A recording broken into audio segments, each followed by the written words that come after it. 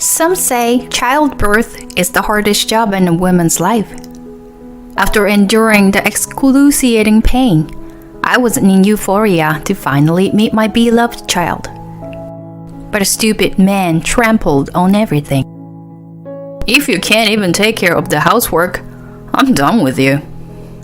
My husband Jason threw divorce papers at me. Unforgivable. The flame of revenge surged through me. My name is Heather. I got married 4 years ago and had been a housewife. We had hoped to have children as soon as we were married. Unfortunately, I wasn't able to conceive even after a while. When I came to realize it, I was already 30 years old. I was getting impatient seeing women around me having babies.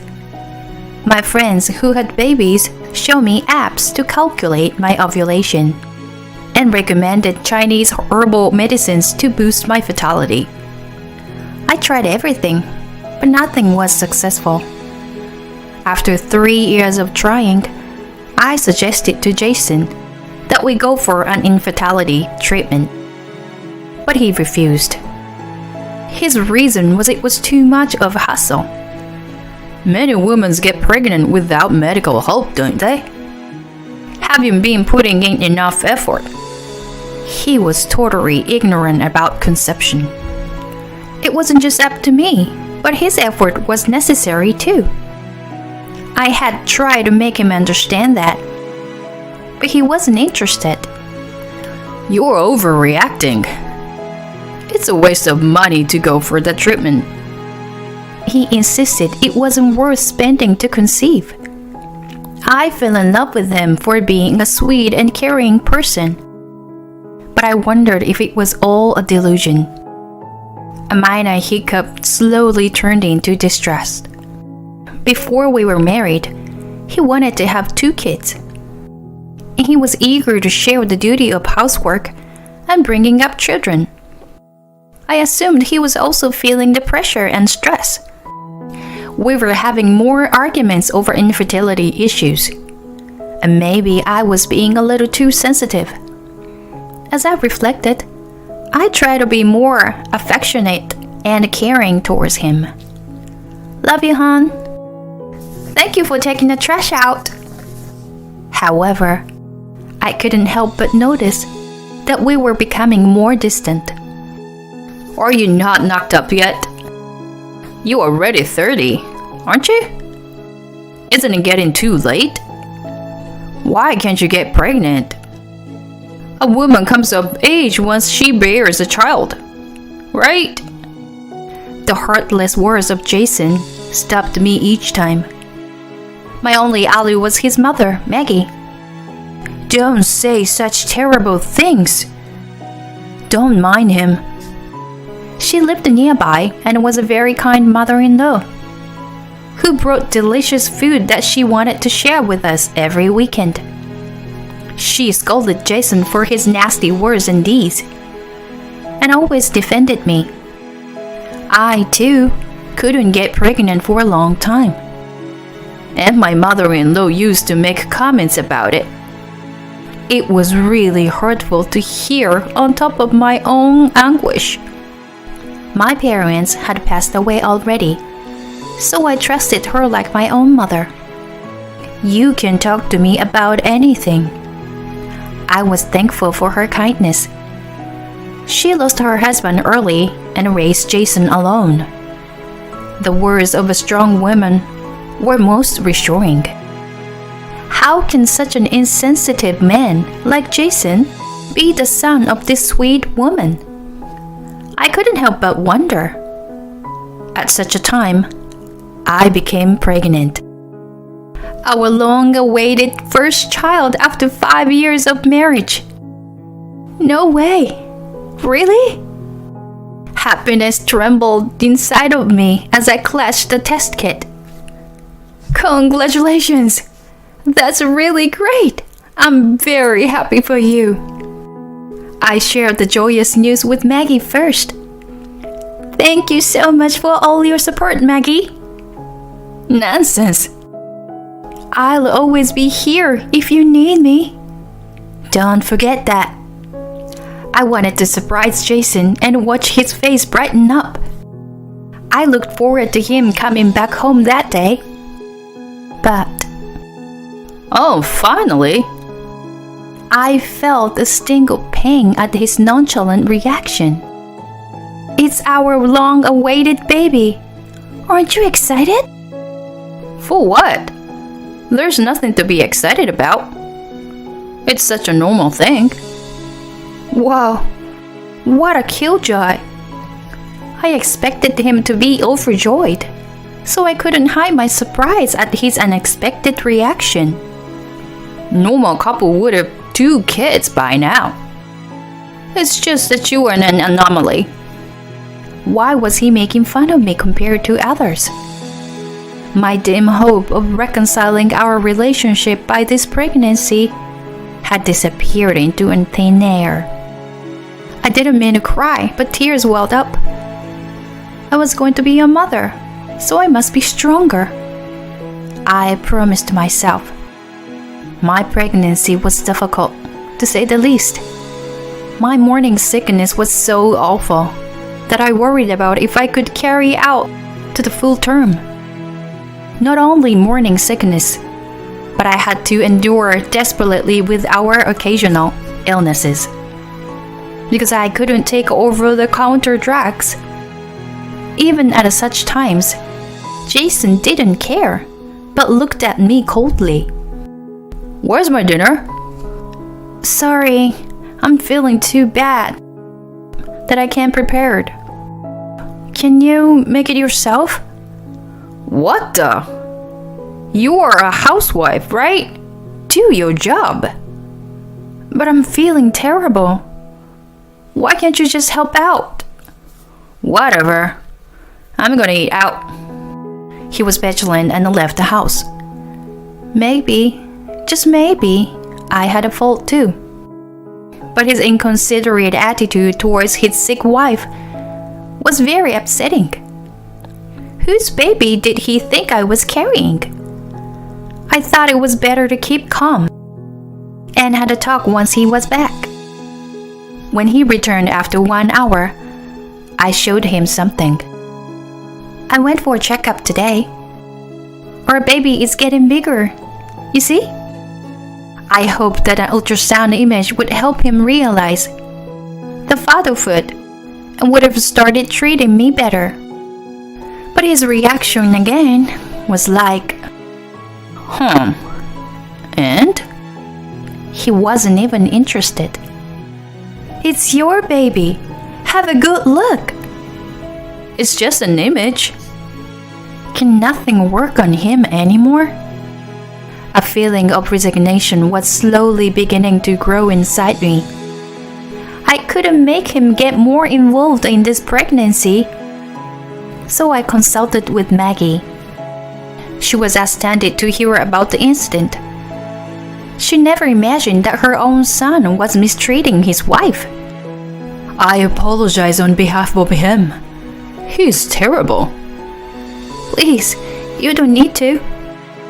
It wasn't my intention to complain, but I just needed someone to vent to. Can I come over sometime? If I see him acting oddly, I would scold him. I assume he wasn't really gotten a grasp on it. He should come around if I speak to him. Of course, please do. I readily accepted her suggestion. It was important for the baby to be born into happy parents. So, I wanted to fix our relationship. However, my expectation crashed once again. What are you doing here, Mom? I'm helping Heather, of course. It's a huge job to carry a baby to the term. Jason's fullness was unstirred by his own mother. I heard what's been going on. You are terrible. You need to grow up for your future child. Don't rely on Heather too much. It seemed that absolutely nothing could reach his brain. Why do I need to be preached by you, Mom? Is birthing a child so laudable anyway? Heather's been using her pregnancy as an excuse and slacking on housework. She stays at home and brings no money. But she was going to waste it on infertility treatments. I don't get it at all. I was appalled to find out what he had been thinking. I'm not just slacking. I've been feeling too sick to even do my daily things. Aren't you a housewife? Maintaining good health is part of your job too. Like it was that easy as you say. You know, it doesn't work like that. Blah blah blah. You always have excuses. I'm done here. Me too. I knew it wasn't good for the baby, but I couldn't help raising my voice. He went too far. Calm down. Let's talk it out like adults. Maggie intervened, but there was no use. Jason and I started the Cold War from then on. Maggie tried to mediate between him and me, but all her efforts ended up in the trash. That was all because he refused to talk. He started coming back home late and stayed out almost all day on weekends. We were no longer husband and wife. Nevertheless, I desperately clung to our marriage for the baby. To welcome the baby into the world, I could endure any hardship. I focused on childbirth first and took care of my life from then on. No stress, moderate exercise, and a well-balanced diet. And then came to the day of delivery. The labor was very long, but my healthy daughter was born.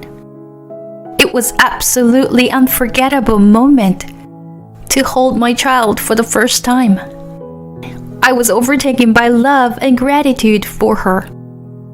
Great job, Heather. Congratulations. Maggie, who had been with me all through the labor, was tearing up. By the way, Jason? There was no sign of him anywhere. I couldn't reach him, so I left a message. I'm so sorry for his foolishness. My heart ached for her sorrowful expression.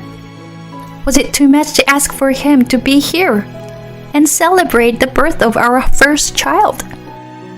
As I was thinking, the door of my recovery room was shoved roughly open.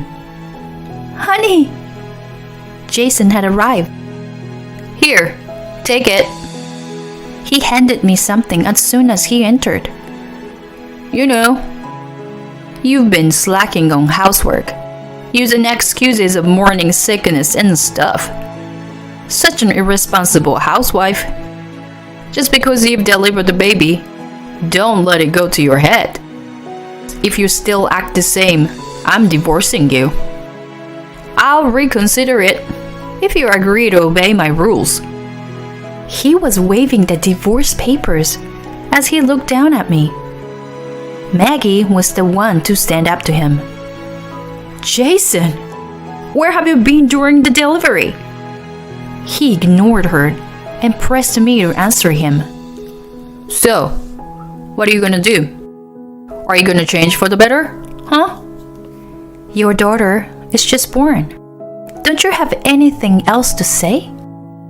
See, you were spiteful. I'm giving you a chance to change. I was supposed to be out of the hospital the day after tomorrow, but I couldn't think to raise my daughter with him. I asked myself what to do. The answer came easily. I do not need such a loathsome husband. Okay, let me think about it. I'll keep the papers with me. I grabbed them and put them in a safe place. These papers were going to encourage me to stand on my own feet. I was even thankful to Jason for coming up with the idea first. Then he left without a word. Jason's action made Maggie weep hard. Such a monster is really my son? I don't even know how to apologize to you, Heather. Don't worry, Maggie. But now, I want to ask you for a favor. I told her about my plan, that I had been warming up in my head for a while, and asked for her help. On the day of my discharge, I left the hospital earlier than planned. I held my beloved daughter and took a taxi to a certain place where we are going to live for the time being. When we arrived, Maggie was already awaiting us. "How are you, Heather? Come inside." "Thank you. But is it really okay?" "Of course. It's been empty for a while now. I've had it cleaned out so you can just move right in." Our new home was the house of Maggie's late parents. She arranged the mover. On the next day, Jason mentioned the divorce and had my things packed up and relocated. I was beyond grateful to her. "Now, what are you gonna do about the divorce?" "Of course I will. We don't need such an awful man in our lives." "I agree. You can make it without him. I will support you whatever you decide to do. But we will no longer be related. Are you okay with that?" "Never mind. I always think of you as my own daughter anyway. No difference from now on." Her kindness warmed my heart. "I always think of you my own mother too. I wish to keep our new friendship for a long time." We smiled and hugged each other tightly. The three of us will get along just fine. Since then, Maggie and I deepened our friendship. The night I was discharged, Jason called me. Hey, where have you gone? "None of your business." The nurse told me you were already gone when I came by. Weren't you supposed to be out in the afternoon? And your things are all gone from the house. What did you do with the divorce papers? It was the right idea to leave earlier. If we had bumped into each other, my plan wasn't gonna work. Of course. I've signed and left them with my lawyer. What? Why did you do that? What do you mean? You brought them to me. I just wanted you to change your attitude. Besides, how could we divorce now that we have a child? You were such a fool. What? Who do you think you are? You are the fool who doesn't care about our child and suggests to divorce in the first place. Don't regret it. Whatever you say. We are strangers now. But I'll demand proper child support. It is our daughter's right. My lawyer was supposed to contact him for the details later. Jason didn't really think that I was going to divorce him, but I didn't care. Have a nice life. I hang up on him and run to my beloved daughter. I had to be strong for her. I couldn't be intimidated by something like this. Afterward, I sent him my child support request through my lawyer. As for the division of property, I decided to hire Maggie's attorney. I was really grateful to have a strong support system. Jason had finally grasped the reality after a call from my lawyer, and he sounded more and more feeble by day over the phone. Babe, I think I've done terrible things to you.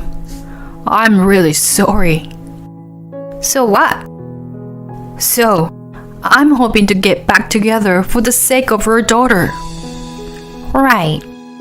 Impossible. I could not just forget and forgive. The calamity on the day of my childbirth was deeply rooted in my brain. It was hideous to know that the guy who looked down on me and made fun of me was now such a wimp. Then he started justifying himself. I was really happy when you got pregnant, but I was also anxious, so I took it on you. You should have been sweeter and more attentive to me. If you thought of me before anyone else. Here he was, still blaming me. I was up to the roof. I blurted out all my frustration at him. How old are you? You sound like you misunderstand a wife as a mother. What an immature baby. You wanted to take care of? That's exactly what I wanted from you. When I would stress about not getting pregnant and sick during my pregnancy, you never showed a hint of sweetness. You only care about yourself. I'll never forgive you. You must not ever get married. You better end your life alone and lonely. I'm serious. Don't ever get in touch with us. I get chills just hearing your voice. I hang up the phone. Wow, I finally hurled out all the frustrations and resentment. I felt so much better than I expected. Are you feeling okay? Yes, so much lighter. We gave high five to each other. We had to become like real mothers and daughters. After that, Jason became a center of gossip at work. People were curious about the divorce right after childbirth, which sounded more like a soap opera. He was too lonely living alone, so he went out binge drinking with his colleagues.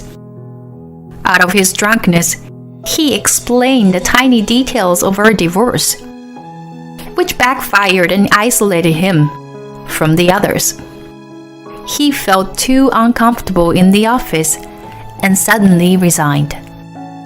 The fact he told people what exactly happened proved he still wasn't sorry at all. Instead of being sympathized by his colleagues, he was applauded. The child support was deposited every month, but who knew how long it would continue? Don't worry, I will let you know if I hear anything odd about him. My relatives and I have been watching him. Maggie was the one who told me about his resignation and the reason why. I'm currently living with my daughter and Maggie. It's an unusual combination, but a grandmother's love for my daughter is a big part of her life. Do you want to marry again? No way! I had enough with marriage. I laughed awkwardly, holding my daughter. Don't say that. Even though you're a single mother, you need to enjoy your own life. You're still young. I never imagined such words from the mother of my ex-husband. Hey, she is smiling. Katie is smiling. I bet she's saying, "Hang in there, Mommy." Her endless kindness touches my heart and I tear up. Have I ever been this sentimental? I will always do my best to make my daughter happy, and I will be happy myself. I promise to my smiling daughter.